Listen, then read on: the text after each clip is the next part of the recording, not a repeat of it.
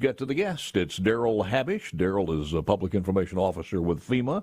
Darrell, good morning, sir. How are you? Good morning, Paul. Thank you so much for having us on. Good to have you, sir. And any updates from the last 24 to 48 hours that you want to mention first off out of the gate here? You know, the updates really come down to the fact that we're supporting the state and the local efforts. This is a recovery in process. Our first priority is the preservation of life and limb, and that's the most important thing.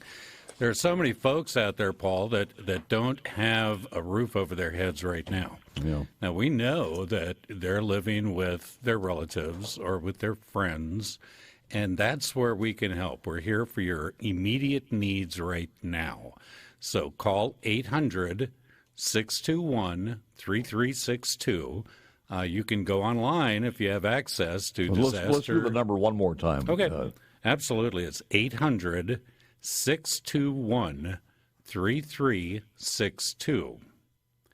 We also have multilingual operators there for you. So, if Spanish is your primary language, don't let a language barrier become a barrier to your recovery. We can help you get into those apartments, motels, hotels. Let's get a roof over your head. Any course corrections needed as far as your field agents who are on the ground now? Are they staying busy? Are people doing that in Rolling Fork, in Silver City, and other places? You know, we have inspectors throughout the area, and it's very people are pouring in from FEMA from around the country. And we're staying out of the area as far as lodging goes because we want to leave those hotels and motels available for all of the survivors. When we come in, oh my gosh, this devastation is just horrific. Tornadoes are unpredictable, and the folks that we interact with, we want everyone to take advantage of all the assistance that they may be eligible for. You know, Darrell, we've seen a lot in Mississippi, but this one, just the power of this one, it just shredded things to bits. I mean, it was, you talk about a nuclear bomb, but when you look at the before and afters that I saw this morning, it was, I don't see how you could have any higher degree of devastation. No, there's really nothing left out there but sticks and lumber. And, when you see that, especially in tornado situations, it just breaks your heart because there's nothing you can do about it. And normally we would ask people to document the damage, take photos of it, make your insurance claim. That's the first thing that you need to do. But in this case, most of the folks, the damage is pretty apparent. It's gone. So take a photo, get a description. We need to know where you're at today. How do we get in touch with you once you apply for assistance? Because we don't know you're there unless you tell us. That's a very good point. So apply for assistance. Let us know how we get in touch with you. We'll only ask for your banking information if you want a check to bank to help out with immediate expenses. We will ask for a Social Security number, and that very well may be a minor child. Someone in your household needs to have a Social Security number.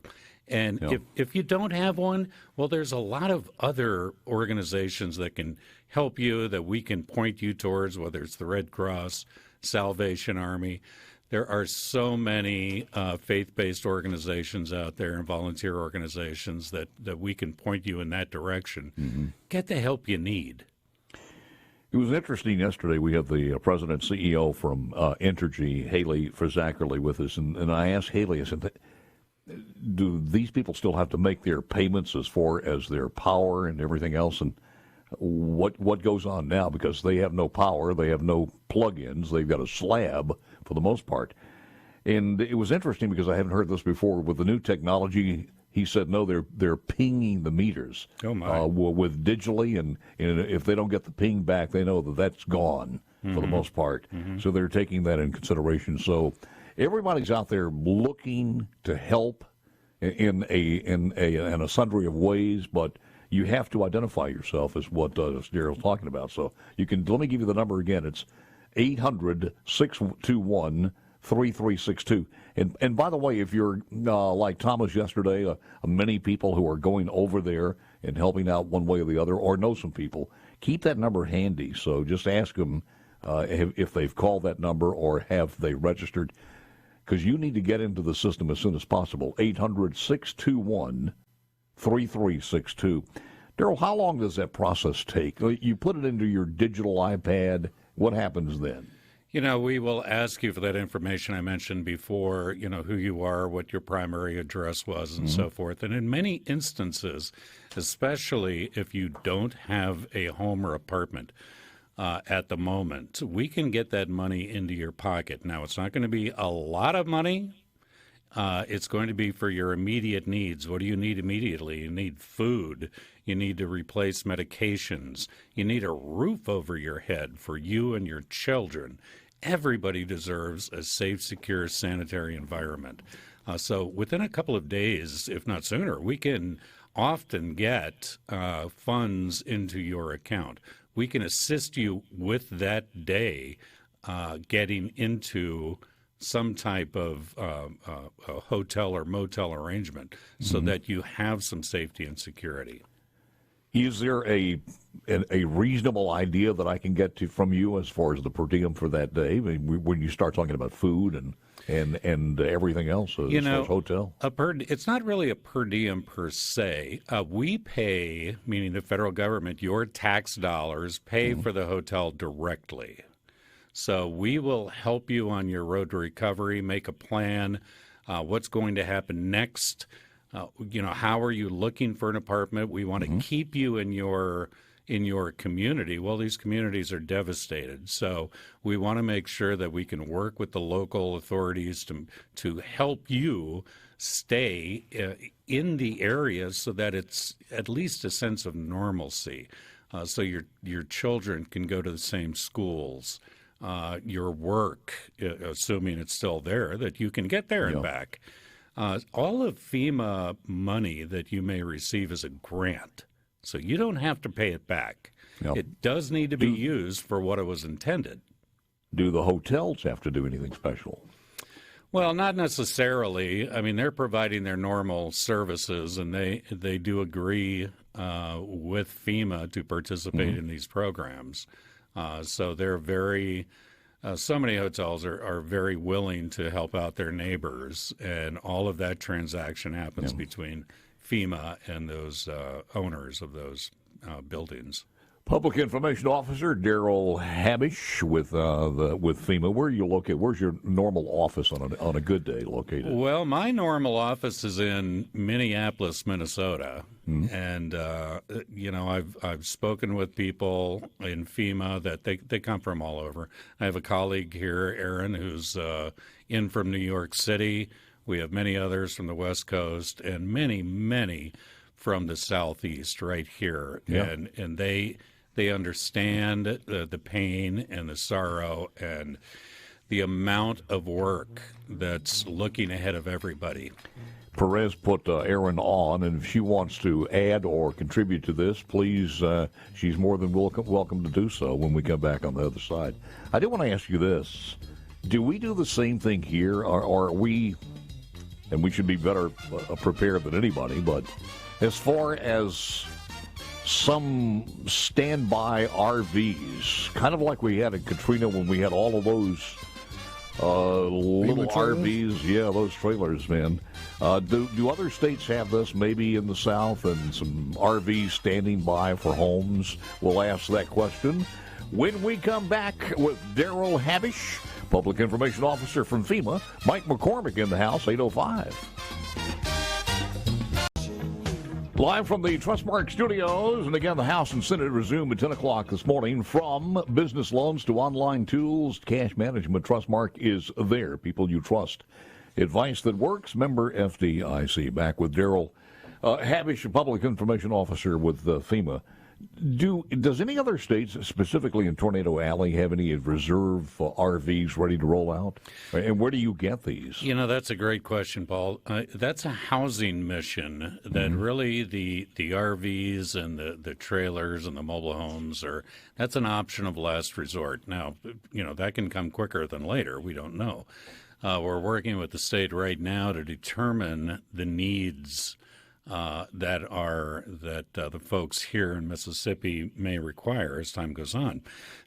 And there are depots set up around the United States that are holding areas for just this event, this type of event. So these holding areas do have, or staging areas do have, a number of trailers and so forth, and they're available to all of the areas or states that may be affected throughout the United States by natural or otherwise disasters. However, the housing mission as we see it here immediately right now is let's get a roof over your head. Mm-hmm. So that's the most important part.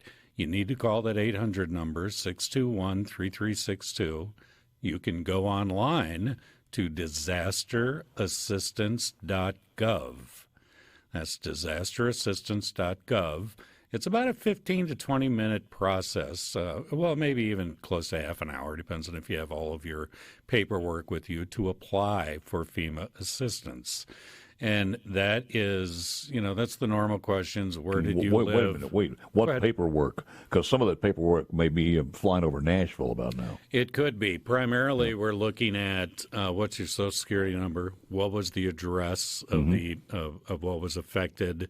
The names of the folks in the household, who needs assistance, things like that. Yeah. As time goes on, we will help you work through missing documents. And missing documents really are best. You can find those with your county or with your city. A lot of these shelters now have folks in there who are helping residents find their missing documents. We're talking about land deeds or things like that to verify that that's your house, et cetera, et cetera? It is. And for your residency, it may be a utility bill. So let me ask you this, because we had a question about it yesterday, talking about your vehicles. One of the things, this is such a rural area. It's out in the country for the most part, away from any metropolitan area. So if it's me and you, we want to be there all day long, picking up debris, trying to find some of things that are important to us, rebuilding as soon as we can. And we have to be on scene, so the farther away we have to go to stay overnight. And then there's the kid situation with the school. Other schools are trying to take them in too. You can't do any of that if your car is sitting upside down or your truck is in a pile of rubble. What happens there? Is there a rental fee that's part of this federal funds from FEMA?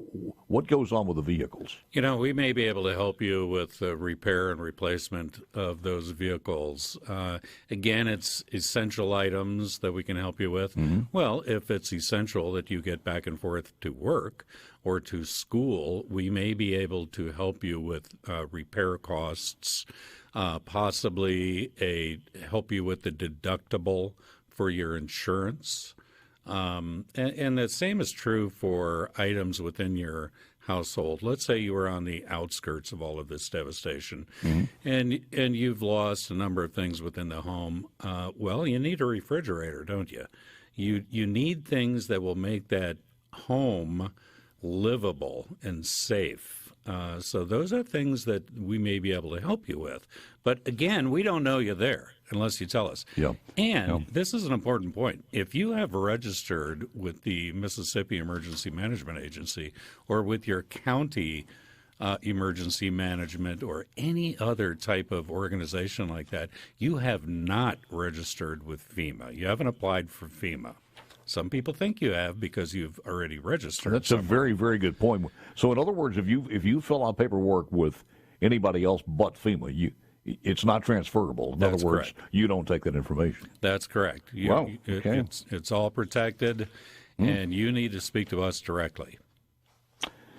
Mississippi Emergency Management, speaking of MEMA, latest storm damage confirms there were 21 storm-related deaths, so they've revised that downward as we cautioned you a little bit earlier. This comes in the wake of the Friday severe weather. Carroll County now listed with 3 deaths because of the tornadoes. Humphreys County is also listed as 3 deaths. Monroe County, 2 deaths. and 13 people died in Sharkey County. State had reported as many as 25, but the numbers we were told were likely to change simply because there was a couple of people that they thought maybe had transpired from other causes. So when you say may be able to do this, may be able to do that, is there an household income level there we're talking about? There is not. We don't take a look at your socioeconomic position. These are your tax dollars. Tornadoes are a little different because they just land and cause devastation anywhere that they want to. So it affects everybody equally, regardless of, if you're at the poverty line or you're in a $10 million home. It doesn't matter. That tornado is going to go through it. Yeah. We want you to apply, take advantage of these opportunities that are out there. We can't rebuild your home, and we can't make everything like it was. But we're here to support the state, and we're here to support your local communities, which is really where the recovery comes from. It begins and ends right there with your county and with your cities. And that's what we're here to support. So take advantage of it. I asked the lieutenant governor who was in that same chair yesterday on the air with me about what was happening as far as any funding in the last few days of the legislature. There is some funding. I'm not sure how much it's going to be, $5 million, $8 million. I haven't seen a final number on that one. As a matter of fact, they had some snafus yesterday with some of the bills. I think it was 25 budget bills that had not been cleared. They haven't completed this. So this morning when they convene, they're going to have to either extend the session a little bit longer than they had hoped to, or they've got to do some fast paperwork to complete that. So, but that's still out there as far as some funds being generated by the state. All right, anything else we need to know, sir? It's just look out for yourselves, look out for your neighbors, look out for grandma and grandpa. If you know that there are folks that are, let's say, disabled and they're outside of that devastation zone, but they may be having difficulties, look out for them. Let the police, let the firemen, let your local authorities know that they're out there.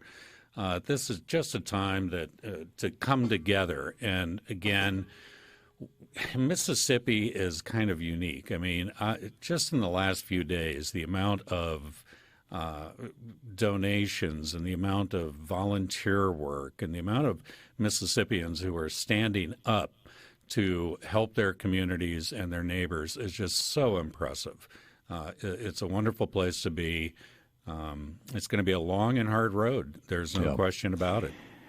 We'll say this because just in line with what you were seeing, Darrell, the Twitter, which has got to be the harshest of all social platforms, you have to have a black belt in emotional strategy when you go to Twitter sometimes in times like this, even in the Nashville shooting situation.